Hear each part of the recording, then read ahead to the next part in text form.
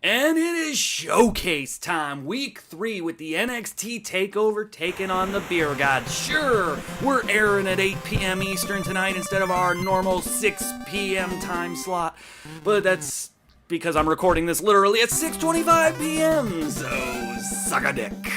Drew McIntyre, Claymore in that ball, BAM! All the way into the stratosphere. So let's get one thing straight here, because I've heard some people talking about the NXT team and not fully understanding what's going on. So the NXT's special team, oh my god, look at Stella Atois? It's foreign, I don't care. But anyway, the NXT team, the defense is old NXT superstars. Like we see Rusev out there. You know, Rusev Day. We all love Rusev Day, I understand that. Kilt lifter with that first down right there, nice. But the offense is made of current stars, like the Undisputed Era and the Velveteen Dream. So we have to understand that. We have to accept and appreciate the history of NXT. But if that's true, I got some questions here. Because the first NXT... Oh, look, they're going to sack him. Oh, Kevin Owens with the pop-up power bomb. But come on, I mean, Daniel Bryan was part of NXT. Why isn't he on here? Huh? The Nexus. Heath Slater. Let's talk about the history of NXT, damn it. Oh, there's a pass to Killian. Touchdown, George Killian. Killing it. Raw. I need a pop. Killing it.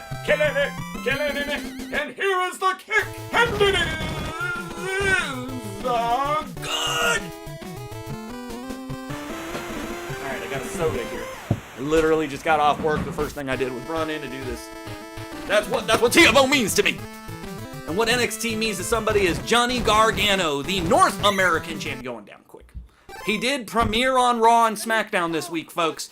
And if that wasn't some of the most bullshit shit I've ever seen in my lifetime. Oh, and Labatt Blue, one of my favorite beers, takes down Adam Cole, baby. But yeah, no, those NXT call-ups, man, WWE is just freaking out about these ratings. Oh, and there's a rating maker, Ricochet, who, personally, I think out of the 4 who premiered this week, Ricochet had the best performance on both Raw and SmackDown. And there he is again, the one and only, not getting much there, 3 yards, but, I mean, Ricochet's one of those guys where you see him do things and you're like, a human should not be able to do that. He is just incredible. And Ciampa and Gargano, they're great. But I don't think that they premiered as well as Ricochet. And just like this NXT team is not premiering well here today, as they have to punt the ball, as the man Gravity forgot, that bastard Pac, who you can see in AEW with their show coming up the Saturday of Memorial Day. We all love AEW, double or nothing. Ooh, risky pass there. 2nd and 10. Rogue Dead Guy. He is a stalwart of this. There's a stalwart. Dumande. Ooh, man, Dumande got devastated. 3rd and 8.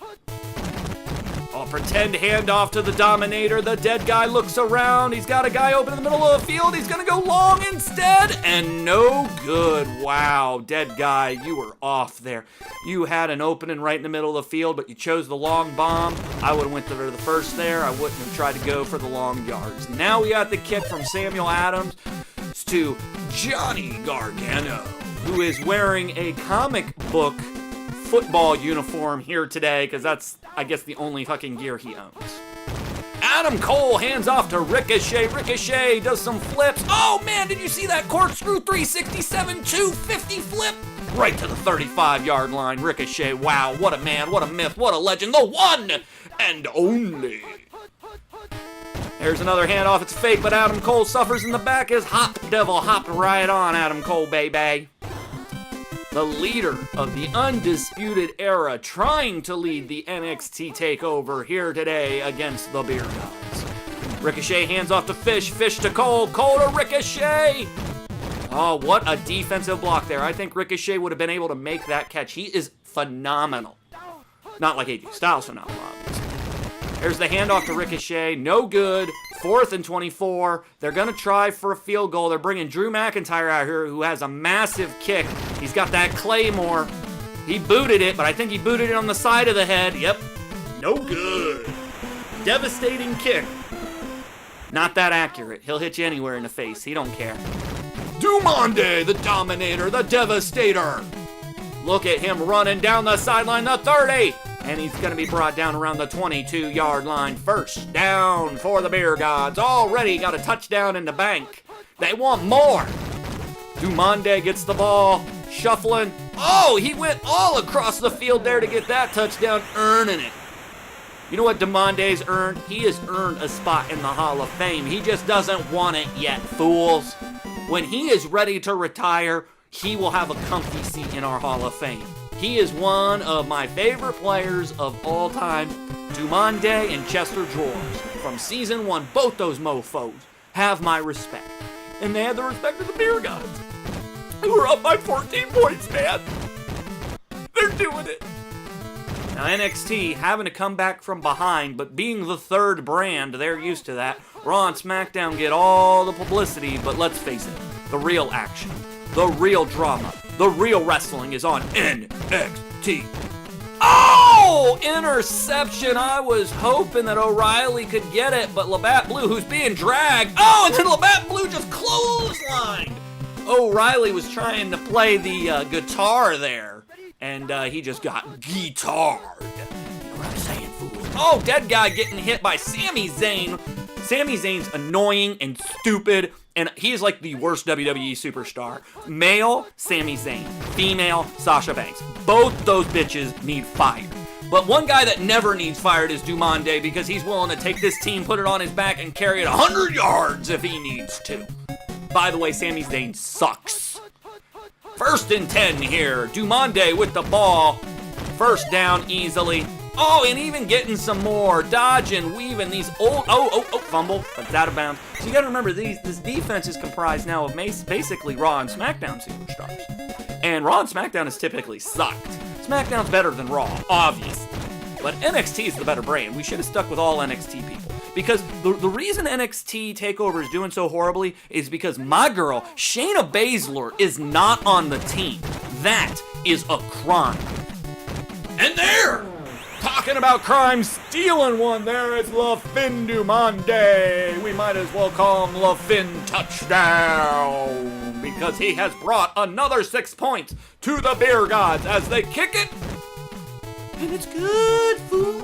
It's so good. 0-21. The Beergods looking to shut down NXT to retire the Performance Center. Now Gargano. Now on Raw SmackDown. He didn't even choose a brand. They just brought them all up. They got no... WWE has no fucking idea what they're doing. AEW scaring the shit out of them, and it should, because it's so great. And you got great guys like Ricochet. Ricochet's amazing on the roster. Don't get me wrong. His match against Almas, which Almas is a stupid name. Stupid name. Andrade. Cien Almas. That's a name. O'Reilly, there's the big bomb by Adam Cole. O'Reilly up into the rafters. Oh, now he's playing that guitar. Yeah, strutting his stuff. Almost NWO style. Kyle O'Reilly. O'Reilly Auto Parts, bitches. What a game. NXT not being shut out, not allowing the Beergods to trample them into the ground. Able to get some points on the board before this half comes to an end. There's the Claymore by McIntyre. A choice? That can't be spelled right? That can't be spelled right.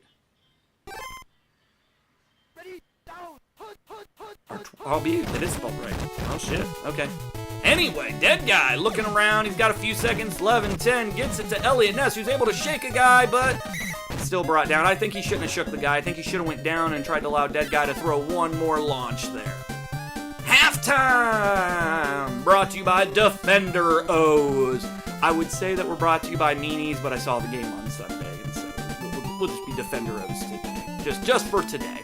And NXT is the only mad team to be sponsored by the Defenderos this year. They took that sponsorship, and so I know that Chris McLeese is rooting against Dave right here, right now, today. Back to the action. At least NXT starts with the ball, hands it to Ricochet. Either long bombs or Ricochet runs. That seems like their MO here right now. That's 2 right nows, just in case you needed to know. 2nd and 1. Throw it to Ricochet. Ricochet getting into Fish. Fish getting into Cole. Cole getting into O'Reilly. Oh, incompleto. That was a undisputed trifecta because Roderick Strong sucks. Why is he part of the group?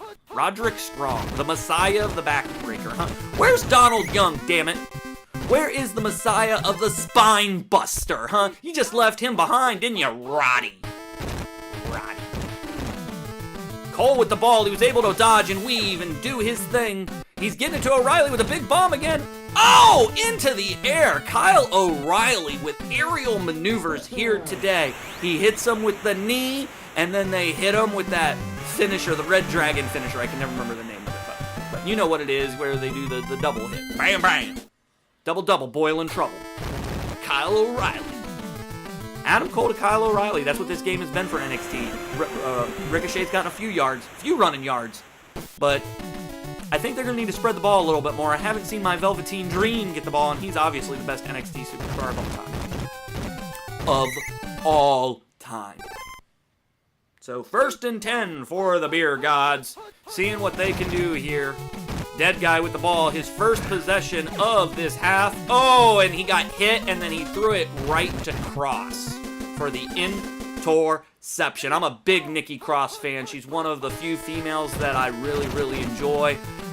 Nikki Cross is just awesome, so I'm glad she got that in. Cole looking for Ricochet, but there is another tip drill the wall blocking that. 2nd and 10. And this is a pretty big matchup, I'll tell you what.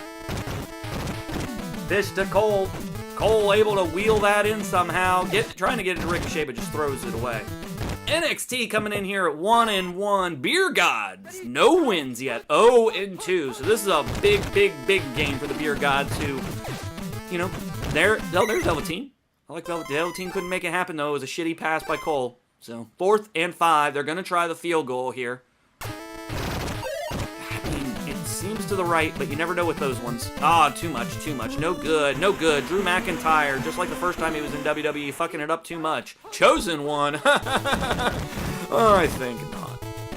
Dead guy with the ball, trying to stop this losing streak that the Beergods have been on to begin this 2019 season, but Dave is a resilient motherfucker. He can drink and drink and drink and drink and drink. Oh, there's a fumble by the Beergods. Dumonte's in there. He picked it up, man. He had to run back there to get it, and he's lucky he did. 3rd and 15. Beergods starting to fuck it up here in the second half. Dumonte just running right into a dude. But them NXT guys, they got a bit of muscle on them. They're smaller, but they got some muscle on them, unless it's Lars Sullivan or Otis Drozovic.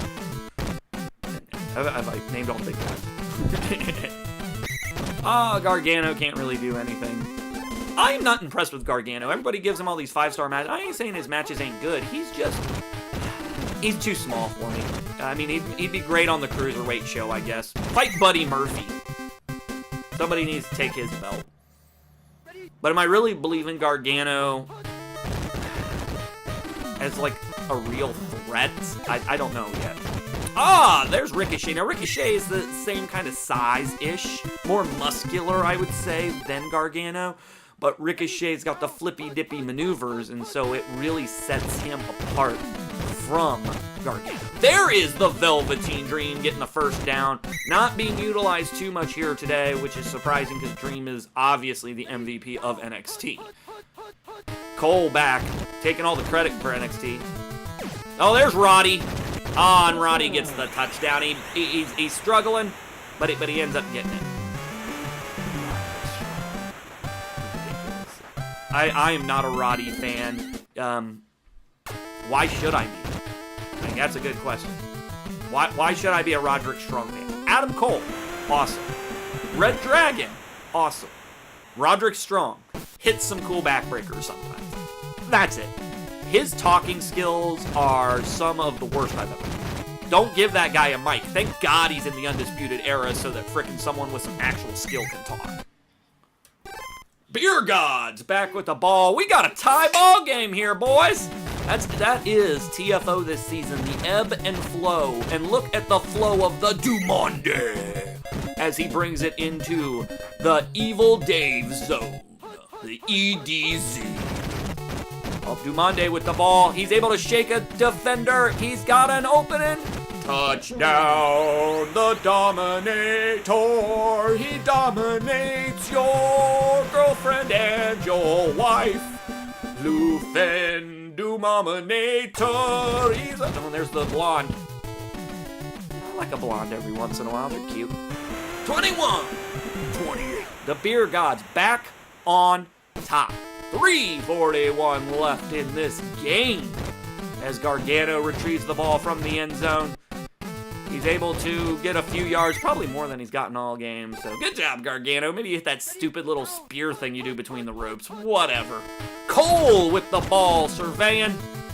He sees Roddy in the middle. Roddy's open this time. See, I think what's happening here is they're blocking Kyle O'Reilly a lot more than Roderick. They're letting Roddy be open. And so, because, I mean, like, I don't see Roddy as a threat. Oh, there's a fumble. Oh, the Beergods. Wow, Hop Devil. Oh, he's got a lane. He could do it. Touchdown. Wow. Man, I don't know what happened there. I think that Ricochet was going for the 630. He rotated a little too far, landed on the ball. The ball popped out, and then Hop Devil hopped right on it. And that takes the Beergods up by 2 scores. Wow. Putting NXT down with 2:51. Plenty of time here. They need to be smart. They need to do a little clock management. I think the first score's got to happen quick. Oh, my gosh. Wow. Oh, wow. Luckily, Otis Dozovic. You know what I'm saying, Ducky? I'm telling you, Ducky, I got that ball. Ah. Tucky. I think it's Tucky. Oh. Tucker Knight. Otis? Oh, I could get behind Otis. He looks like a dwarf. It looks like he's high as shit, too, because that man cannot keep his eyes fully open. They're always squinted like he's Asian. Like, Dozovic, I don't know what your ethnicity is, but with a name like Dozovic, I don't think you're Asian. So. And I'm sorry, you don't have a last name. My bad. It's Otis. Otis. Somebody get Austin Adam Camacho on the phone. He needs to change that guy's name right now. It's just Otis, no Dozovic anymore. Adam Cole hands off to Ricochet. Ricochet throws it back. Cole looking, surveying. Gets it to Dream. Short gain, but gets the first. Gets some extra yardage there. Better to get yards in first than nothing at all, but they need to score soon. Not a lot of time left on the clock here. 1:41. This pay-per-view's about to end, and they need something. Oh, there's Fish. Hasn't done a lot today, but does enough to get into the end zone. I am fairly sure every member of the Undisputed Era has now scored a touchdown here today. And by scored a touchdown, I mean Adam Cole has thrown some. And then Roderick caught one. We know Kyle O'Reilly got it because he did the whole little guitar thing on the belt while he was strutting in there. And Bobby Fish. So now down by 7 here is the onside kick. The Claymore kick. Oh my God! That had to be Ricochet. Did you see how quick he got out there? He did a flippy dippy doodah maneuver. 457-60 splash. Cole, baby, with the ball. Getting it to Strong. A nice little gain here. Ticking. Time is ticking. Whew, this got interesting quite quick, didn't it? Quite quick. And that's how TFO's been this season. On the cusp of entertainment. Roderick Strong with the ball, the shittiest member of the Undisputed Era, is able to slowly and methodically get into that end zone. But did they leave too much time on the clock? And we still got to bring Drew McIntyre out here, who's missed 2 field goals on the day. He does not want to miss this extra point right here. Woo! Woo! That was close. Drew was afraid he was going to get a future endeavored there, and so luckily he was able to claymore that right through the upright. Well, not right through. He donged it. But sometimes you need the dong. Dong 1 and dong 2, right? So 25 seconds for the Beergods to go 70 yards, or at least get in a field goal zone and have some time. Dead guy with the ball, wasting a lot of time. He's going to run it here. 6, 5, 4. The fumble recovered by Nikki Cross. Oh, and she's taken down. Interception and fumble recovery here today. I think they were trying to do something wacky there, but just not enough time.